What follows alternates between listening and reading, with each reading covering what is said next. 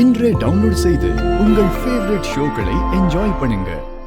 அவங்களுக்கு பணம் தேவைன்ன உடனே கையில அந்த 20,000 கொடுத்து அவங்களுக்கு உதவ முடிஞ்சது. ஆமா தானே, நம்ம கையில இருந்தனால தான் ஆச்சு. இல்லைன்னா பாவம் கடைசி நேரத்தில் அவங்க யார்கிட்ட போய் கேட்டிருக்க முடியும்? வீட்டுக்கு தேவையான பொருட்கள்லாம் வாங்கணும்னு பணத்தை நம்ம காலையிலே கொடுத்திருந்தோம்னா அவங்களுக்கு உதவி பண்ண முடியாம போயிருக்கும். ஆமா, அந்த ஏஜென்சிக்கு கால் பண்ணி பொருள்லாம் வேணாம்னு சொல்லிட்டியா? இல்ல இல்ல,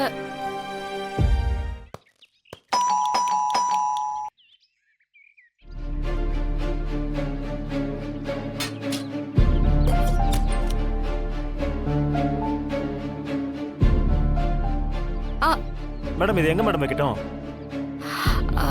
அது சார் சார் சாரி சார், ஒரு எமர்ஜென்சி. நாங்கள் வச்சிருந்த 20,000 ஹாஸ்பிட்டல் பில்லுக்கு கட்ட வேண்டியதாக போயிடுச்சு. சார் என்ன சார் நீங்க எதுக்கு சார் இப்படி பண்றீங்க? பொருள் ஆர்டர் பண்ணிருக்கீங்க, கையில காசு இல்லைன்னா ஃபோன் பண்ணி சொல்ல வேண்டியதானே சார்? நாங்களும் எடுத்துட்டு வந்திருக்க மாட்டோம்ல. எங்க தப்பு தான், நாங்கள் உங்களுக்கு முன்னாடியே ஃபோன் பண்ணி இன்ஃபார்ம் பண்ணியிருக்கணும். சார் அதான் பண்ணல சார். எல்லாம் என் கழுத்து அறுக்கிறதுக்குனே வருவீங்க. யோ நீ அதை வச்சுட்டு நின்றுட்டு இருக்க, போய் வண்டியில் வைப்போ. தயவு செஞ்சு வண்டிக்குள்ளையாவது கொடுங்க சார். அதுக்கு என் கை காசெல்லாம் போட முடியாது. எவ்வளோ? வண்டிக்கு 500 ரூபாயும், இப்போ வந்தானே அவனுக்கு 200 ரூபாயும் கொடுங்க.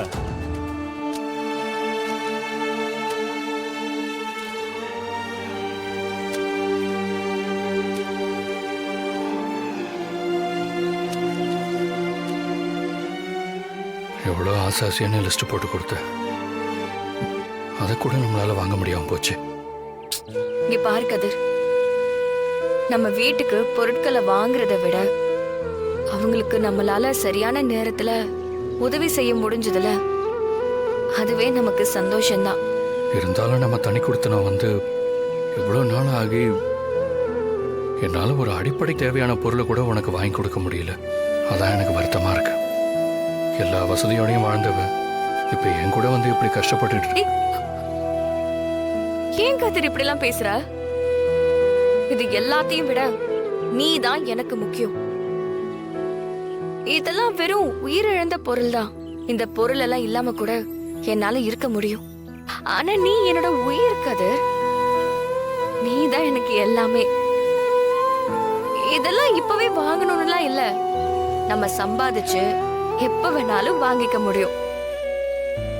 இதனால நீ மனச தளர விட்டுறாத. நாம அப்பா கிட்ட சொல்லிட்டு வந்த மாதிரி நாம உழைச்சு பெரிய ஆளாகி காட்டணும். அப்படி இருக்கிறத அவரும் பார்க்கணும். கண்டிப்பா தானா, நான் உழைச்சு மாமா முன்னாடி உன்னை தலை நிமிர்ந்து நிக்க வைப்பேன். நீ என்னை தேர்ந்தெடுத்தது சரியான முடிவுதான்னு நான் அவரை ஒத்துக்க வைப்பேன். நம்ம 2 பேரும் நல்லா வாழ்ந்து காட்டுவோம்.